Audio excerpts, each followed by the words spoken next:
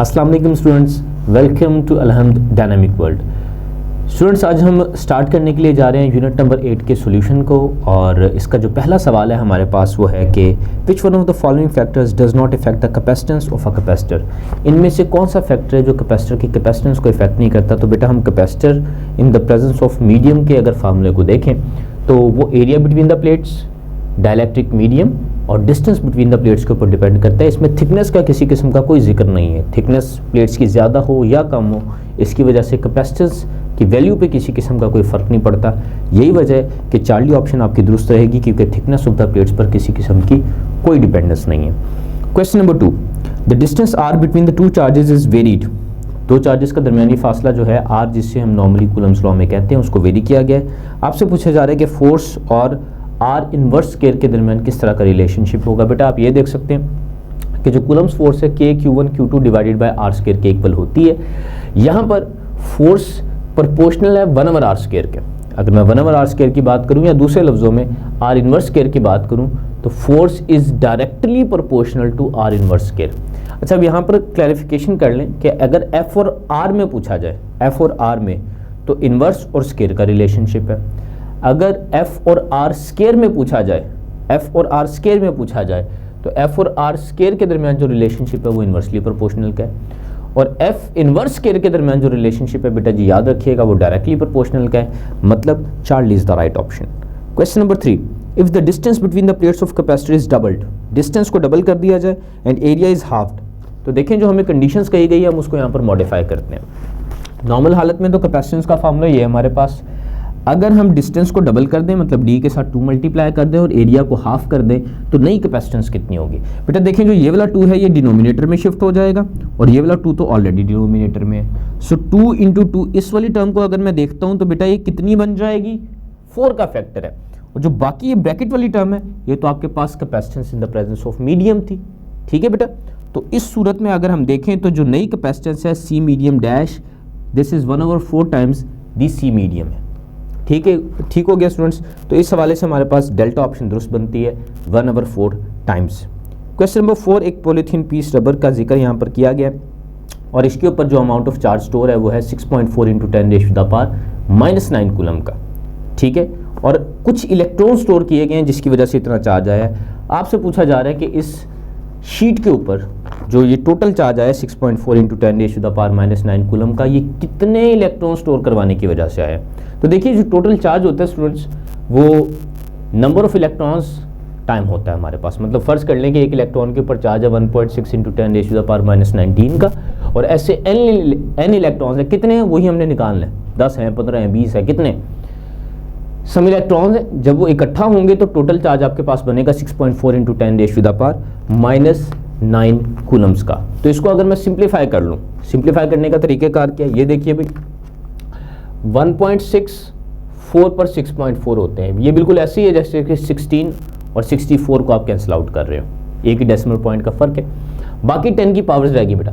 ये देखिए 10⁻⁻⁹ यहाँ पर ऑलरेडी मौजूद है, 10⁻⁻⁻19 उस तरफ जाकर सब्ट्रैक्ट हो जाएगा। इसको सॉल्व करते हैं। जब मैं इसको सॉल्व करूंगा तो ये देखिए -19 जीरोज ऊपर जाकर +19 बनेंगे, +19 और -9, तो वैल्यू सॉल्व होकर हमारे पास आ जाएगी +10 के ऑर्डर में, +10 के ऑर्डर में। और यहाँ पर 4 एज इट इज़ मौजूद भी था। So it is 4 × 10⁻10 electrons. इतने इलेक्ट्रॉन्स इकट्ठा होंगे तो फिर जाकर हमारे पास ये कम्युलेटिव चार्ज बनेगा। तो इस हिसाब से आपके पास जो दुरुस्त ऑप्शन बनती है this is 4 × 10⁻10। Question number 5, parallel plate capacitor है, उसकी कैपेसिटेंस आपको बता दी गई है 50 पिकोफैरेड है एयर में। और जैसे ही उसके दरमियान आप मीडियम प्लेस करते हैं, ऑयल मीडियम प्लेस करते हैं, तो उसकी कैपेसिटेंस 100 माइक्रोफैरेड हो जाती है।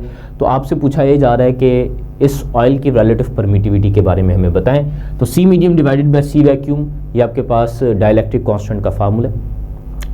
तो 100 picofarad in the presence of medium, 50 picofarad in the presence of air. Picofarad से पिकोफैरेड कैंसिल आउट होगा, 51 पर और 52 पर 100 है, तो रिलेटिव परमिटिविटी आपके पास 2 के इक्वल आ जाएगी। नेक्स्ट क्वेश्चन है हमारे पास, a body has a negative charge of 1 coulomb, it means. बेटा 1 कूलम नेगेटिव चार्ज के हवाले से हमेशा ये बात याद रखिएगा, ऑलरेडी भी आप ये चीज़ जानते हैं लेकिन इस चीज़ को मजीद कंफर्म कर लें कि 1 कूलम 1 इलेक्ट्रॉन की इक्वल नहीं होता। 1 कूलम 1 इलेक्ट्रॉन के इक्वल नहीं होता। 1 इलेक्ट्रॉन का क्या मतलब है? 1.6 × 10⁻⁻19 कूलम। तो 1 कूलम कैसे निकालेंगे बेटा? इस पूरी वैल्यू को अगर मैं दूसरी तरफ लाकर सब्ट्रैक्ट कर दूं 1 के नीचे, तो 1 कूलम की वैल्यू बनती है 6.25 × 10⁻18 इलेक्ट्रॉन्स। मतलब इतने इलेक्ट्रॉन्स इकट्ठा होंगे तो फिर 1 कूलम चार्ज बनेगा। ठीक है, क्योंकि 1 इलेक्ट्रॉन का अपना चार्ज बहुत कम होता है। अब देखिए, आप किसी बॉडी को नेगेटिव चार्ज करना चाहते हैं तो 2 तरीके हैं। या तो आप उस बॉडी से पॉजिटिव चार्ज रिमूव कर दें तो वो नेगेटिव बन जाएगा। दूसरा तरीका क्या है कि आप उस बॉडी के ऊपर नेगेटिव चार्जेस इंक्लूड करवा दें। तो जरा डेल्टा ऑप्शन को गौर से देखें। It has acquired 6.25 × 10⁻18 additional electrons. जब आप इतने एडिशनल इलेक्ट्रॉन्स ऐड कर देंगे तो उस बॉडी पर -1 कूलम का चार्ज आ जाएगा, -1 कूलम चार्ज। सो डेल्टा ही आपके पास दुरुस्त ऑप्शन रहेगी। क्वेश्चन नंबर 7 में एक कॉम्बिनेशन आपको दिखाया गया और पूछा गया है कि पी और क्यू पॉइंट्स के दरमियान इक्विवेलेंट कैपेसिटेंस बताएं। बेटा ये देखें, ये 2 पॉइंट्स पी और क्यू शो किए गए। ये पॉइंट पी है, ये पॉइंट क्यू है। अब इनमें देखें तो ये जो 3 माइक्रोफैरड और ये 3 माइक्रोफैरड है, ये पैरेलल में लगे हैं। याद रखिएगा, कैपेसिटर्स जब भी पैरेलल में लगे होते हैं तो उसकी इक्विवेलेंट वैल्यू निकालने का तरीकाकार बड़ा आसान है। कैपेसिटर्स जितने भी पैरेलल में लगे होते हैं they are simply added. So 3 microfarad ये सम होकर बनाएगा 6 माइक्रोफैरड। तो इसके बाद तरीकाकार बड़ा आसान हो गया, क्योंकि ये देखें, अब ये अगर ये पॉइंट क्यू है तो इसके बाद यहाँ पर आपके पास 6 माइक्रोफैरड, फिर 6 माइक्रोफैरड और फिर 6 माइक्रोफैरड अटैच है। ये पहले वाला 6 माइक्रोफैरड, बीच में हमने जो कॉम्बिनेशन बनाया 6 माइक्रोफैरड का, और एंड पर एक और 6 माइक्रोफैरड है। अब देखिए, तीनों सीरीज में लगे और हैं भी सेम वैल्यू। तो इक्विवेलेंट निकालने का तरीकेकार क्या होता है? इक्विवेलेंट निकालने का तरीकेकार सीरीज में इक्वल कैपेसिटर्स के लिए है कि अगर सेम वैल्यू के हैं तो किसी एक कैपेसिटर को ऊपर लिख लें और टोटल नंबर ऑफ कैपेसिटर्स पर डिवाइड कर दें। यहाँ पर टोटल कैपेसिटर्स 3 है बेटा। ये देखें, एक की वैल्यू थी 6 माइक्रोफैरड और ऐसे 3 है, तो इक्विवेलेंट आपके पास बन जाएगी 2 माइक्रोफैरड के equal. So 2 microfarad is the answer. ठीक है स्टूडेंट्स, सो आगे बढ़ते हैं। नेक्स्ट है आपके पास क्वेश्चन नंबर 8। डायग्राम आपको दिखा दी गई है और असल में डायग्राम आपने बनानी है, क्योंकि क्वेश्चन की स्टेटमेंट है कि 2 माइक्रोफैरड के 3 कैपेसिटर्स हैं आपके पास। 2 माइक्रोफैरड के 3 कैपेसिटर्स हैं, इनको इस तरह से कनेक्ट करें कि उनकी इक्विवेलेंट जो कैपेसिटेंस है वो 3 माइक्रोफैरड बननी चाहिए। अब देखिए, अगर मैं 2 माइक्रोफैरड और 2 माइक्रोफैरड को इस तरीके से सीरीज में लगा देता तो 2 माइक्रोफैरड डिवाइडेड बाय 3, आंसर आपका 1 से भी कम बनना था। हमें तो 3 माइक्रोफैरड चाहिए। अच्छा, अगर मैं तीनों को पैरेलल में लगा दूं तो 2 माइक्रोफैरड ऐड होंगे, वो 6 माइक्रोफैरड बन जाएगा, वो भी 3 माइक्रोफैरड से ज़्यादा है। तो फिर 2 कॉम्बिनेशंस पॉसिबल हो सकते हैं। कौन कौन सा ट्राई हम कर सकते हैं कि 2 को सीरीज में लगाकर 1 को पैरेलल में लगा दें, या 2 को पैरेलल में लगाकर 1 को सीरीज में लगा दें। तो इनमें से ये वाला कॉम्बिनेशन दुरुस्त है, जिसको मैं सॉल्व करने के लिए जा रहा हूँ। ये देखिए जी, अगर ये दोनों सीरीज में लगे हुए हैं तो इनका इक्विवेलेंट कितना बनता है? ये देखें, सीरीज वालों में मैंने क्या कहा था, सीरीज वालों में अगर सेम वैल्यू है तो जितने नंबर ऑफ कैपेसिटर्स हैं उस पर डिवाइड किया जाता है सेम वैल्यू को। तो ये कितना बनेगा? देखिए, 2 माइक्रोफैरड का 1 था और ऐसे 2 हैं, तो 2 पर डिवाइड करोगे तो इसका कॉम्बिनेशन बन रहा है 1 माइक्रोफैरड। तो ये कॉम्बिनेशन 1 माइक्रोफैरड बनेगा, और ये जो कॉम्बिनेशन है वो 2 माइक्रोफैरड के साथ है पैरेलल में। So 1 microfarad plus 2 microfarads, this is coming out as 3 microfarad, which is going to be the C equivalent is this case 3 microfarad is your answer. ठीक है स्टूडेंट्स, क्वेश्चन नंबर 9 को हम देखेंगे। इसमें कहा गया है कि 2 पॉइंट चार्जेस हैं 10 माइक्रोकूलम और -5 माइक्रोकूलम के are separated by an air 1 meter. The ratio of forces by one onto the other is. याद रखिए बेटा, 2 चार्जेस, चाहे एक छोटा हो दूसरा बड़ा हो, या किसी भी तरतीब में उनके ऊपर मैग्नीट्यूड ऑफ चार्जेस हों, सर्टन डिस्टेंस पर अगर रखे गए हैं और उनके दरमियान अगर कूलम फोर्स लग रही है, तो बेटा कूलम फोर्स आपके पास एक म्यूचुअल फोर्स होती है। मतलब पहला चार्ज जितनी फोर्स दूसरे पर लगाएगा, दूसरा चार्ज भी पहले वाले पर एग्जैक्टली मैग्नीट्यूड में सेम फोर्स ही लगा रहा होगा। तो मैग्नीट्यूड के एतबार से अगर मैं देखूं तो उनके दरमियान जो रेशो होगी वो 1:1 की सूरत में हमारे पास आ जाएगी। क्वेश्चन नंबर नेक्स्ट है 10th क्वेश्चन। अगेन जो है आपके पास बेटा ये डायग्राम बेस्ड क्वेश्चन है, और इस क्वेश्चन में आपको ये डायग्राम दिखाएगी। ये 2 माइक्रोफैरड के कैपेसिटर्स एक पर्टिकुलर कॉन्फ़िगरेशन में अटैच है। आपसे पूछा गया इक्विवेलेंट बताएं, तो कैसे देखेंगे? देखिए, डायग्राम बड़ी मुश्किल लग रही है देखने में, लेकिन इसको हम आसान कर लेते हैं। ये देखें, अगर ये वाला पॉइंट बी है तो यहाँ से एक डायरेक्ट वायर इस पॉइंट के साथ अटैच हुई भी है।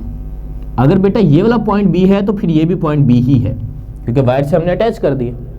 इसी तरह ऊपर देखें, अगर ये पॉइंट ए है तो यहां से जो वायर है वो इस वाले पॉइंट पर अटैच है, ये भी पॉइंट ए। डायग्राम को आसान कर लें, देखिए इसको रीड्रॉ करता हूं। एक पॉइंट ए है, एक पॉइंट बी है। अब देखिएगा ये जो पहले वाला कैपेसिटर है ना, ये वाला कैपेसिटर, ये पॉइंट ए और बी के दरमियान में अटैच है। तो ये देखें, मैं इस पहले वाले कैपेसिटर को पॉइंट ए और बी के दरमियान में अटैच करने जा रहा हूं। ये पॉइंट ए और बी के दरमियान में अटैच हो गया है। कितना? ये 2 माइक्रोफैरेड का। अच्छा, दूसरा कैपेसिटर देखिए, ये वाला, ये भी ए और बी के दरमियान में अटैच है। बी और ए के लिए, ए और बी के लिए बात एक ही। तो ये देखें, इसको भी मैं ए और बी के दरमियान अटैच कर देता हूं, 2 माइक्रोफैरेड। तीसरे वाले को देखें, ये भी ए और बी के दरमियान में अटैच है। तो इसको भी मैं इस डायग्राम में ऐसे ही अटैच कर देता हूं, दैट इज 2 माइक्रोफैरेड। तो इस डायग्राम में आप बड़ी आसानी से देख सकते हैं कि तीनों 2 माइक्रोफैरेड के कैपेसिटर पैरेलल में आ गए हैं, और पैरेलल में सॉल्व करने का तरीकेकार बड़ा आसान है, they are simply added. So 2 + 2 + 2 आपके पास जो सी इक्विवेलेंट इस केस में आएगी, it is going to be 6 microfarad, क्योंकि पैरेलल में दे आर सिंपली एडेड। ठीक है स्टूडेंट्स, क्वेश्चन नंबर 11 है नेक्स्ट हमारे पास, और क्वेश्चन नंबर 11 में हमें बताया जा रहा है कि distance between the plates of parallel plate capacitor is halved. Distance को हाफ कर दिए, देख रहे हैं डिस्टेंस है, तो डिस्टेंस बिटवीन द प्लेट्स को अगर मैं हाफ कर दूं, ये देखिए d/2 कर दें, d/2 कर दिए। नेक्स्ट क्या है जी, and dielectric constant is doubled, epsilon r, इसको डबल कर दें, 2 से मल्टीप्लाई कर दें। ठीक है, तो फिर आपने क्या बताना है जी, अगर ये वाली चीज़ें आप मेंटेन कर देते हैं कि डिस्टेंस को हाफ कर दिया है और रिलेटिव परमिटिविटी जो मीडियम की है उसको आपने डबल कर दी है, तो बताएं कि कैपेसिटी कितनी इंक्रीज हो जाएगी, कैपेसिटेंस कितनी इंक्रीज हो जाएगी। तो ये देखिए बेटा जी, सी मीडियम जो न्यू वाला है, A epsilon not epsilon r by D, वो तो सेम ही है, मतलब उसकी जगह मैं सी मीडियम लिख दूंगा।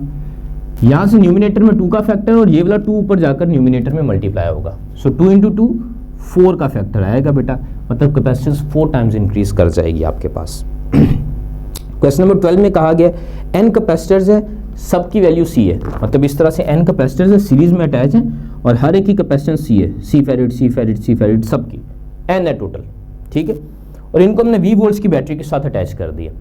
आपसे पूछा ये जा रहा है कि इन तमाम कैपेसिटर्स के अंदर स्टोर होने वाली एनर्जी कितनी होगी। तो स्टोरेज एनर्जी निकालने से पहले आपको इन सारे कैपेसिटर्स की इक्विवेलेंट पता होनी चाहिए। तो अभी मैंने आपको तरीकेकार बताया कि अगर सीरीज में अटैच हैं तो एक वैल्यू को आपको टोटल नंबर ऑफ कैपेसिटर्स पर डिवाइड करना होता है। सो फॉर इक्विवेलेंट कैपेसिटर्स, सी आपके पास कैपेसिटर थी, टोटल एन पर डिवाइड करके आपने सी इक्विवेलेंट निकाल लिया। और एनर्जी स्टोरेज का फार्मूला क्या है, हाफ CV² होता है, तो 1/2 सी इक्विवेलेंट की वैल्यू C/n, और V² आपके पास बैटरी का पोटेंशियल है, आपके पास एनर्जी स्टोरेज आ जाएगी। क्वेश्चन नंबर 13 में वंस अगेन आपको डायग्राम दिखाई गई है, और इस डायग्राम में 2 बातें पूछी गई हैं, इलेक्ट्रिक फील्ड की डायरेक्शन क्या होगी और उसका मैग्नीट्यूड क्या होगा। तो आप सबसे पहले तो ये देख लेंगे, ऊपर वाली प्लेट +150 वोल्ट्स पर है, नीचे वाली प्लेट -150 वोल्ट्स पर है। तो पोटेंशियल का डिफरेंस आपके पास किस तरह से निकाला जाएगा बेटा, ये देखें, positive plate minus negative plate, so 150 minus -150। ठीक है, और गैप कितना, 6 सेंटीमीटर का। आइए इसको हम सॉल्व कर लेते हैं बेटा। जब हम इसको सॉल्व करेंगे तो देखें, माइनस माइनस प्लस हो जाएगा, 150 + 150, ये वैल्यू कितनी बन जाएगी बेटा, दिस इज 300 डिवाइडेड बाय 6, और इन 2 जीरोस को भी अगर मैं ऊपर शिफ्ट कर दूं तो ये ऊपर जाकर ऐड हो जाएंगे उसके साथ, मतलब 4 जीरोस हो जाएंगे। इसको सिंप्लीफाई करें तो 6 5 पर 30 और 3 जीरोस यहाँ पर आ जाएंगे, दैट इज वोल्ट पर मीटर। तो इलेक्ट्रिक फील्ड का मैग्नीट्यूड तो हमने निकाल लिया है 5000 वोल्ट पर मीटर। बेटा डायरेक्शन कैसे निकालेंगे, डायरेक्शन बेटा डायरेक्शन के हवाले से ये बात याद रखिएगा, इलेक्ट्रिक फील्ड हमेशा डिक्रीजिंग पोटेंशियल की जानिब होती है, तो पॉजिटिव प्लेट से नेगेटिव प्लेट की जानिब डाउनवर्ड रहेगी हमारे पास। Next we have question number 14। Question number 14 में क्या कंडीशन है, if the distance between 2 point charges is halved, distance को हाफ कर दें, and magnitude of charge on each of them is doubled, मतलब चार्जेस को डबल कर दें, Q1 को भी डबल कर दें, Q2 को भी डबल कर दें, और डिस्टेंस को हाफ कर दें। तो नई कूलम्स फोर्स कितनी होगी बेटा, ये जो नई कूलम फोर्स है इसको निकालने के लिए आपको करना क्या पड़ेगा, नई कूलम फोर्स के लिए देखिए 2 × 2, न्यूमिनेटर में 4 का फैक्टर है, यहाँ पर 2 का स्क्वायर 4 बनेगा, क्योंकि फोर्थ प्रोपोर्शन है तो उसने भी न्यूमिनेटर में जाकर मल्टीप्लाई होना है, मतलब 4 × 4 टाइम्स दी ओल्ड फोर्स। तो इसको सॉल्व करने पर वैल्यू बेटा कितनी बन जाएगी, दिस इज 16 टाइम्स F, मतलब ये चेंजेस करने के बाद, चार्जेस को डबल करने के बाद, डिस्टेंस को हाफ करने के बाद जो नई आने वाली फोर्स है वो पुरानी फोर्स से 16 टाइम्स इंक्रीज कर चुकी होगी। सो इसके बाद हमारे पास क्वेश्चन है 15, which of the following field is the intrinsic property of charge. बेटा याद रखिएगा, चार्ज की इंट्रिंसिक प्रॉपर्टी इलेक्ट्रिक फील्ड है। हाँ, अगर वो चार्ज मूविंग हो तो फिर इलेक्ट्रिक फील्ड के साथ मैग्नेटिक फील्ड भी आ जाती है। यहाँ पर मूविंग का जिक्र नहीं है, तो चार्ज की इंट्रिंसिक प्रॉपर्टी सिर्फ और सिर्फ इलेक्ट्रिक फील्ड होगी, जो स्टैटिक हालत में भी होती है, जो मूविंग हालत में भी होती है। क्वेश्चन नंबर 16, क्वेश्चन नंबर 16 में आपको डायग्राम दिखाई गई है जिसमें इलेक्ट्रिक फील्ड लाइंस आपको प्लेट बी से प्लेट ए की तरफ डायरेक्ट होती हुई नजर आ रही हैं, और हम हमेशा जानते हैं कि electric field lines always direct from higher potential towards the lower potential. और यहाँ पर प्लेट ए का पोटेंशियल आपको बता दिया गया है 0 वोल्ट है। इस बात का मतलब है कि प्लेट बी इससे हायर पोटेंशियल पर ही होनी चाहिए, मतलब प्लेट बी का जो पोटेंशियल है वो 0 वोल्ट से ज़्यादा होना चाहिए। अब ऑप्शंस में हमारे पास ए और बी नेगेटिव वोल्टेजेस हैं जो 0 से कम है, और ज़्यादा वोल्टेज हमारे पास एक ही है 10 वोल्ट्स का। तो लाजमी सी बात है कि जो प्लेट बी है ये 10 वोल्ट्स के ऊपर मौजूद होगी, higher potential than that of the plate A. Charlie is the right option. Question number 17, potential at a point situated at a distance of 50 cm from a charge of 5 microcoulomb is। तो potential हमें निकालने के लिए कहा गया, बेटा situation देख लीजिए, पोटेंशियल निकालने के लिए कहा गया है, चार्ज की वैल्यू भी बता दी गई है, डिस्टेंस फ्रॉम द चार्ज भी बता दिया गया है। इसको हम सॉल्व कैसे करेंगे बेटा, ये देख ले 5 1 पर 5, ठीक है, और 5 10 के ऊपर 50 हो जाते हैं, ठीक है। अब जरा 10 की पावर्स को हम एडजस्ट करते हैं, 9, ये देखें 10 की पावर +9, ये कितनी बन रही है -6, और नीचे देखें प्लस की 1 और माइनस की 2, सॉल्व होंगी, माइनस की 1 बचेगी जो ऊपर जाकर ये भी प्लस की हो जाएगी। तो इस सारे को जब हम सॉल्व करके सिंप्लीफाइड वैल्यू निकालते हैं potential at this point, it is coming out to be 9 × 10⁻⁴। देखिए प्लस के 10 है, माइनस के 6 हैं, तो +4 वोल्ट्स। तो ये हमारे पास पोटेंशियल आ जाएगा उस पर्टिकुलर पॉइंट का, जो कितना बन रहा है बेटा जी 9 × 10⁻⁴ +4 वोल्ट्स के इक्वल ये वैल्यू बन जाएगी। क्वेश्चन नंबर 18 है आपके पास। क्वेश्चन नंबर 18 में कहा गया है चार्जिंग और discharging of a capacitor depends upon. बेटा चार्जिंग और डिस्चार्जिंग टाइम कांस्टेंट पर डिपेंड करती है, जो रेजिस्टेंस और कनेक्टेड कैपेसिटर्स दोनों पर डिपेंड करता है। तो आर और सी दोनों पर इसकी डिपेंडेंस रहेगी, product of resistance and capacitance. Question number 19 को देखिएगा बेटा, क्वेश्चन नंबर 19 में आपसे कहा जा रहा है कि net charge on the capacitor is. बेटा हम जानते हैं कि जब कैपेसिटर चार्ज स्टेट में होता है तो उसकी एक प्लेट के ऊपर +Q चार्ज होता है, दूसरी प्लेट के ऊपर -Q चार्ज होता है, ठीक है। अलग-अलग चार्ज +Q और -Q है, लेकिन अगर मैं नेट चार्ज की बात करूं तो दोनों को ऐड करेंगे, +Q -Q। साइंस में ऑपोजिट है, मैग्नीट्यूड में इक्वल है, तो नेट आपके पास 0 चार्ज बनेगा। अगर मैं दोनों प्लेट्स की एक साथ बात करूंगा, for the net charge it is 0। Question number 20 बेटा, क्वेश्चन नंबर 20 में कहा गया, आपको डायग्राम दिखाई गई है और कहा यह जा रहा है कि ये जो 9 माइक्रोफैराड वाला कैपेसिटर है इसके क्रॉस पोटेंशियल का डिफरेंस बताएं कितना होगा। बेटा ये देखें, ये जो 6 माइक्रोफैराड और 3 माइक्रोफैराड हैं पैरेलल में लगे हैं, इनको अगर मैं कंबाइन करूंगा तो कंबाइन में सिंपली ऐड होंगे, 6 + 3 9 माइक्रोफैराड बनता है। अच्छा, इस डायग्राम में अगर मैं चेंज कर दूं तो अब 9 माइक्रोफैराड 2 सीरीज में लगे हुए हैं, और हम हमेशा जानते हैं कि सीरीज में वोल्टेज ने डिवाइड होना होता है। मतलब बेटा 10 वोल्ट्स में से 5 वोल्ट इस वाले 9 माइक्रोफैराड पर चले जाएंगे और बाकी 5 वोल्ट इस वाले 9 माइक्रोफैराड पर चले जाएंगे। तो यही हमें रिक्वायर्ड था कि इस वाले 9 माइक्रोफैराड पर कितना पोटेंशियल जा रहा है बेटा, 5 वोल्ट्स का पोटेंशियल जा रहा है। Question number 21, ampere second stands for the unit of. Ampere second किसके यूनिट है बेटा, ये देखें करंट के फार्मूले से अगर मैं डेल्टा Q की वैल्यू निकालूं तो करंट इंटू डेल्टा T बनता है।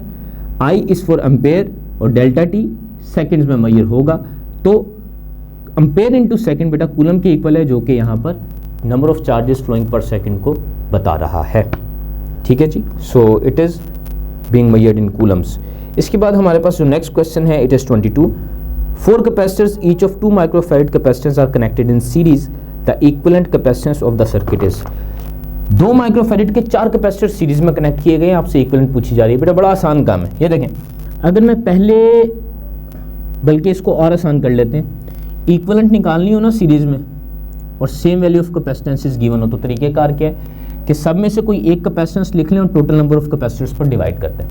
अब देखिए वैल्यू कितनी है, 2 माइक्रोफैराड, और ऐसे हैं कितने 1 2 3 4, क्योंकि सीरीज में लगे हैं, 4 पर डिवाइड करें, 2/4 इट इज 0.5 माइक्रोफैराड। तो दुरुस्त ऑप्शन आपके पास आ जाएगी 0.5 माइक्रोफैराड की सूरत में। क्वेश्चन नंबर 23, डायग्राम आपको दिखाई गई है और इक्विवेलेंट कैपेसिटर एक बार फिर से पूछी गई है। तो देखिए जो पैरेलल में होते हैं वो तो सिंपली ऐड कर लिए जाते हैं, तो सिंपली ऐड करने के नतीजे में इक्विवेलेंट क्या बनेगी, 3 + 3 ये आपके पास 6 माइक्रोफैरेड बन जाएगा और यहाँ पर 3 मजीद आपके पास मौजूद है 3 माइक्रोफैरेड। अब ये सीरीज में आ गए और सेम वैल्यू के भी नहीं है, तो अगर सेम वैल्यू के ना हो तो तरीकेकार क्या होता है बेटा, शॉर्टकट याद रखिएगा, दो कैपेसिटर्स की इक्विवेलेंट अगर आपने निकालनी हो ना सीरीज में और वो डिफरेंट वैल्यू ऑफ कैपेसिटर है तो फार्मूला होता है प्रोडक्ट बटा सम। मतलब अगर इसको मैं C1 कह दूं और इसको मैं C2 कह दूं तो न्यूमिनेटर में दोनों को मल्टीप्लाई करें और डिनोमिनेटर में दोनों को सम कर लें, दैट इज प्रोडक्ट बाय सम। देखिए इसे हम सॉल्व करते हैं।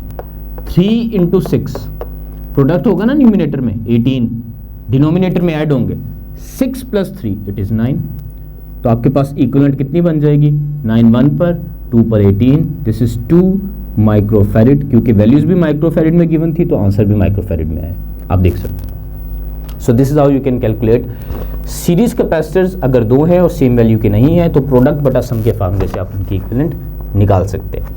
क्वेश्चन नंबर 24, इसमें क्या बताया गया, charge on the capacitor is 50 coulomb और उसके अक्रॉस जो पोटेंशियल अप्लाई किया गया 10 वोल्ट्स के और आपसे कहा यह जा रहा है कि इसकी कैपेसिटेंस बताइए। तो ये देखें 10 1 पर 10 और 10 5 के ऊपर 50 हो जाता है, तो कैपेसिटेंस आपके पास कितनी आ जाएगी, दिस इज 5 फैरेड्स। तो ये आपके पास कैपेसिटेंस की वैल्यू है, it is going to be 5 farads. Question number 25 बेटा, दो कैपेसिटर्स हैं इक्वल कैपेसिटेंस के, पहले उनको पैरेलल में कनेक्ट किया गया फिर सीरीज में कनेक्ट किया गया और इन दोनों सिचुएशंस की रेशियो पूछी जा रही है। ये देखें सेम वैल्यू ऑफ कैपेसिटेंस को अगर आप पैरेलल में लगाओगे तो वो ऐड होकर इक्विवेलेंट दे देंगे, तो पैरेलल की कितनी बनेगी, C + C 2C के इक्वल। फिर इन्हीं दोनों को सीरीज में अटैच करना, सीरीज में सेम हो तो टोटल नंबर ऑफ कैपेसिटर्स पर डिवाइड किए जाते हैं, C / 2, तो सीरीज में ये C/2 आ गया। अब रेशियो देखें C parallel to C series, पहले पैरेलल वाली और फिर सीरीज वाली, क्योंकि क्वेश्चन में इसी तरतीब में जिक्र किया गया। So it is going to be 2C / C/2। देखिए ये 2/4 प्रोपोर्शन है, न्यूमिनेटर में जाकर मल्टीप्लाई होगा, आंसर बनेगा 4 और C से C वैसे ही कैंसिल आउट हो जाएगा। सो सिंप्लीफाइड रेशियो इज 4:1। ठीक है जी, तो 4:1 की सूरत में आंसर आ जाएगा। क्वेश्चन नंबर है बेटा 26 और इसमें आपसे पूछा जा रहा है कि कैपेसिटेंस 5 माइक्रोफैरेड बता दी गई है, charge stored on the capacitor will be, अगर पोटेंशियल का डिफरेंस 12 वोल्ट है तो कितना चार्ज स्टोर होगा। भाई ये देखें वैल्यूज की पुटिंग करें, 12 5 60 इंटू 10⁻⁻6 फैरेड ऐसे लिख लें, या आप इसको फैरेड नहीं, क्योंकि वोल्ट और फैरेड जब मल्टीप्लाई हो जाते हैं तो एक कूलम बन जाता है, आप इसको 60 माइक्रोकूलम भी कह सकते हैं, that is for the charge. ठीक है जी, so this is how you can calculate it. Question number 27 में आपको दिखाया गया कि एक कैपेसिटर है, चार्ज कैपेसिटर, उसकी प्लेट्स चार्ज है, उनकी प्लेट्स के दरमियान में हमने एक डाइलेक्ट्रिक की शीट इंसर्ट की है, ये रेड वाली डाइलेक्ट्रिक, कोई इंसुलेटर मीडियम इंसर्ट की है। तो आपसे पूछा जा रहा है कि कैपेसिटर की प्लेट पर जो स्टोरेज एनर्जी है उसमें कमी होगी, इजाफा होगा या वो सेम रहेगी। तो बेटा सबसे पहले तो ये बात देख लें, क्योंकि प्लेट्स चार्ज हैं और कनेक्टेड नहीं है किसी सर्किट में, तो कैपेसिटर की प्लेट्स का चार्ज कभी चेंज नहीं होगा क्योंकि वो सर्किट में कनेक्टेड ही नहीं है, Q will remain the same और Q is equal to CV के बराबर होता है। बेटा याद रखिएगा डाइलेक्ट्रिक इंसर्ट करने पर हमेशा कैपेसिटेंस ने बढ़ना ही बढ़ना है, और अगर देखें CV का प्रोडक्ट Q सेम है तो जब कैपेसिटेंस बढ़ेगी तो उसकी वजह से पोटेंशियल के डिफरेंस को लाजमी सी बात है कम होना ही पड़ेगा, क्योंकि QV के प्रोडक्ट को सेम रखना है ना, कैपेसिटेंस जितनी बढ़ेगी पोटेंशियल का डिफरेंस उतना रिड्यूस होगा। तो इससे क्या फ़र्क पड़ता है भाई, देखिए एनर्जी स्टोरेज का फार्मूला, Q तो कांस्टेंट है, जैसे जैसे पोटेंशियल का डिफरेंस कम होता जाएगा कैपेसिटर की प्लेट्स पर स्टोर होने वाली एनर्जी भी रिड्यूस होती चली जाएगी। सो इस केस में energy storage will reduce. Question number 28, the space between the plates of capacitor is filled by a liquid of dielectric constant epsilon r, the capacitance of the capacitor की shape पे क्या फ़र्क पड़ेगा अगर डाइलेक्ट्रिक इंसर्ट किया जाए। बेटा अगर तो वैक्यूम होता तो एप्सिलॉन r का फैक्टर ही ना होता, लेकिन मीडियम की मौजूदगी में एप्सिलॉन r का फैक्टर आता है, मतलब capacitance epsilon r times increase हो जाती है आपके पास। ठीक है, इसके बाद नेक्स्ट क्वेश्चन है हमारे पास और उसमें 29 में जिक्र किया गया कि गलत ऑप्शन इसमें से हमने चूज़ करनी है कैपेसिटर के लिए। बेटा याद रखिएगा कि इक्विवेलेंट कैपेसिटेंस, अगर आप कैपेसिटर्स को पैरेलल में लगाते जाए ना तो इक्विवेलेंट कैपेसिटेंस की वैल्यू बढ़ती चली जाती है, जैसा कि हमने पिछले सवालों में भी देखा, और अगर सीरीज में लगाते जाएं तो इक्विवेलेंट ओवरऑल रिड्यूस होना शुरू हो जाती है। ये वाली स्टेटमेंट आपके पास गलत लिखी हुई है कि सीरीज़ में लगाने पर इक्विवेलेंट इंक्रीज होती है। बेटा इंक्रीज नहीं होती, डिक्रीज होती है, डिक्रीज होती है। तो यही ऑप्शन यहाँ पर गलत रहेगी, delta is the right option. In series combination the equivalent capacitance is larger than the largest capacitance, ऐसा नहीं है, वो स्मॉलेस्ट होती है। तो गलत ऑप्शन ट्रेस करनी थी, डेल्टा आप हमारे पास यहाँ पर अभी के लिए ऑप्शन रहेगी जिसको हमने सिलेक्ट करना है। Question number 30, in between the parallel plate capacitor is uniform. Parallel plate capacitor के दरमियान क्या चीज़ यूनिफॉर्म रहती है? बेटा याद रखिए कैपेसिटर की पैरेलल प्लेट्स के दरमियान पोटेंशियल का डिफरेंस कांस्टेंट होता है। मैं पोटेंशियल नहीं कह रहा, पोटेंशियल तो हर पॉइंट पर बदल रहा है, पोटेंशियल का difference with respect to distance same रहता है, जिसकी वजह से इलेक्ट्रिक फील्ड यूनिफॉर्म रहती है। तो डेल्टा वी सेम है, इलेक्ट्रिक फील्ड सेम है। वी सेम नहीं है, पोटेंशियल सेम नहीं है, पोटेंशियल का डिफरेंस सेम है और इलेक्ट्रिक फील्ड हमेशा यूनिफॉर्म रहती है। यहाँ पर स्टूडेंट्स हमारा सोल्यूशन कंप्लीट होता है। थैंक यू स्टूडेंट्स एंड अल्लाह हाफिज़।